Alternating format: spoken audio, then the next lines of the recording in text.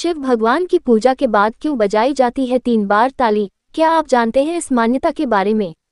अगर आप भोले बाबा के भक्त हैं और उनकी पूरी विधि विधान से पूजा करते हैं तो अपनी पूजा में इस विधि को शामिल कर लें। कहते हैं कि इससे भगवान शिव की असीम कृपा प्राप्त होती है। सावन में शिव पूजन का विशेष विधान है। यूं तो शिव जी को भोलेनाथ कहा जाता है। वे सहज ही भक्तों से प्रसन्न हो जाते हैं। एक लोटे जल और बेल की पत्तियां भी उन्हें प्रसन्न करने के लिए काफी होती हैं। लेकिन विशेष विधि विधान से शिव की पूजा से उनकी असीम कृपा प्राप्त की जा सकती है। शिव पूजन के बाद क्यों बजाते हैं ताली? भोलेनाथ की पूजा में बेलपत्र और भांग धतूरा का महत्व होता है।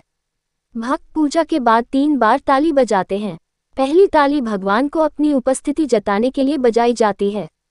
दूसरी ताली का भाव होता है हम भगवान से कुछ मांगे या न मांगे हमारे घर का भंडार हमेशा भरा रहे, और तीसरी ताली से शिवजी से भक्त को अपने चरणों में जगह देने की प्रार्थना की जाती है।